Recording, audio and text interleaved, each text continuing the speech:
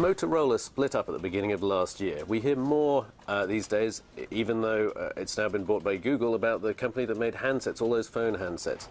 But the other part, the bit that makes relatively boring walkie-talkies and things like that, Rob, you've been taking a look, and it seems like the whole split was a pretty good deal for shareholders. It was good for both, yeah, because what happened was the patents went with the Motorola Mobility. That was the cell phone division. Right, which and Google bought. Google wanted patents, so it bought it. Yep. The other half makes a really boring but actually great business. They make the walkie-talkies, and there's only about one other company that really competes in this market. Right. And they call this the emergency communications business. It sounds very glamorous, yes, but it's just walkie-talkies.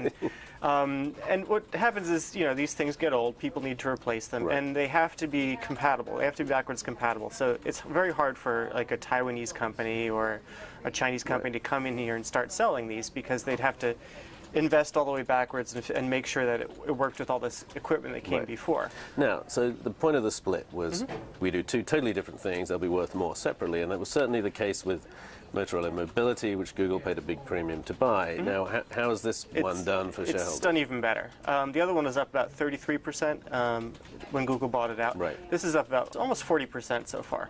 And the thing is, there's probably a lot more to come, because they've got, the management's a bit conservative, which is good.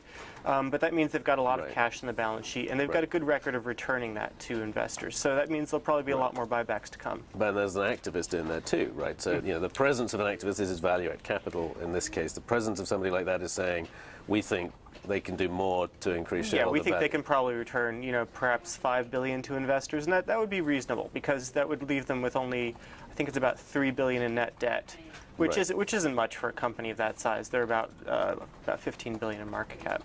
Okay, we'll leave it there. It just goes to show that you should keep an eye on the unglamorous siblings of these companies that split, as well as the more glamorous ones, and we'll have more breaking views tomorrow.